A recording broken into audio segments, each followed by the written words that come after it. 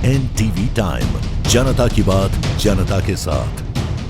पीथमपुर में प्रीतिनगर में 30 वर्षीय युवक ने की आत्महत्या, पुलिस जांच में जुटी। पीथमपुर के सेक्टर 1 थाना क्षेत्र की प्रीतिनगर कॉलोनी में एक दर्दनाक घटना सामने आई है, जहां वीरेंद्र पिता विजय कुमावत उम्र 30 वर्ष ने बीती रात फांसी लगाकर आत्महत्या कर ली। वीरेंद्र कुछ समय से अपनी पत्नी के साथ प्रीतिनगर में किराए के मकान में रह रहा था। घटना की सूचना मिलते ही पुलिस मौके पर पहुंची और शव को पोस्टमार्टम के लिए सामुदायिक स्वास्थ्य केंद्र भेजा गया। पड़ोसियों के अनुसार जब यह घटना हुई उस समय मृतक की पत्नी घर के बाहर बैठी हुई थी। जब वह अंदर पहुंची तो दरवाजा अंदर से बंद था। वेंटिलेशन खिड़की से झांकने पर वीरेंद्र को पंखे से लटका देखा गया। स्थानीय लोगों की मदद से दरवाजा तोड़ा गया और वीरेंद्र को तुरंत नजदीकी अस्पताल ले जाया गया, जहां डॉक्टरों ने उसे मृत घोषित कर दिया। पुलिस ने मर्ग कायम कर जांच शुरू कर दी है।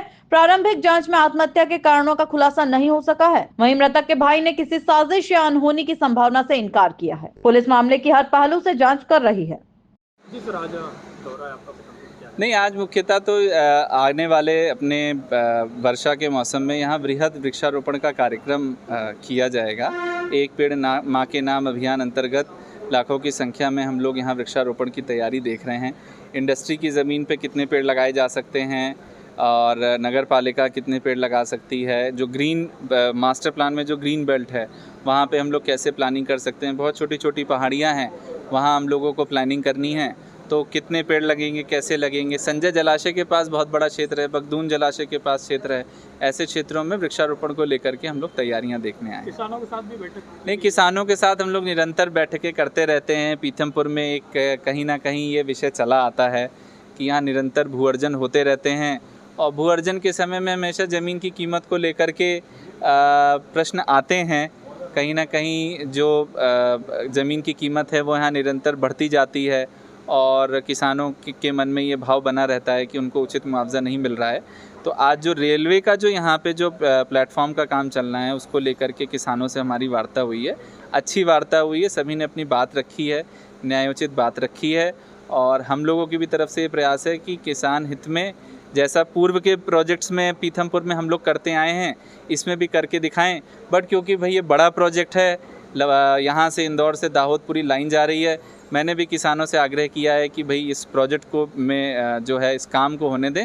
बाकी जो भी न्यायोचित तरीके से उचित मांग जो की जा रही है वो पूरे पे हम लोग कृत संकल्पित है, हम लोग पूरी कार्रवाई करके देखें। के सामुदायिक स्वास्थ्य केंद्र को लेकर काफी शिकायतें आ रही है, लोगों ने कई प्रभारी डॉक्टर पर आरोप भी लगाए हैं, इसको लेकर क्या एक्शन हो रही है, उस पर एक्शन हो रहा है। Thank you sir. बताया जो कलेक्टर द्वारा बैठक ली गई आप लोगों की, क्या था विषय और किस विषय पर बात हुई? कलेक्टर साहब आए थे आज नगर पालिका में, तो तहसीलदार साहब का कॉल आया हमारे पास कि हमारा समय था कलेक्टर साहब से मिलने का, कल नहीं मिल पाए थे हम धार में उनसे।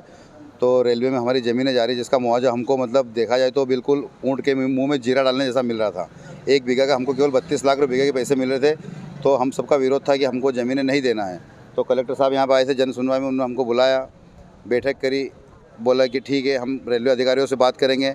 रेलवे और किसानों के बीच में एक जो आर्बिट्रेटर नियुक्त होता है, जो मध्यस्थता करता है, वो नियुक्त हो सके तो कलेक्टर साहब भी हो सकते हैं उसमें, या फिर एडिशनल इंदौर कमिश्नर साहब भी हो सकते हैं, या कोई हाई कोर्ट के जज भी हो सकते हैं। तो सर बोल रहे थे कि कभी मैं हो गया तो मैं मेरी तरफ से पूरी कोशिश करूंगा कि आपको उचित मुआवजा दिलाया जाए जो बाजार मूल्य पीथमपुर में ज़मीनों का चल रहा है। आज पीथमपुर में ज़मीनों की कीमत 3000 से 4000 रुपये स्क्वायर फीट है और हमको मात्र 100 रुपये स्क्वायर फीट के हिसाब से हमारी ज़मीन जा रही, तो हम देने के लिए राजी नहीं है।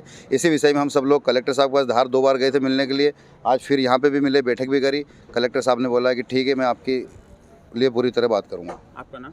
श्याम रघुवंशी।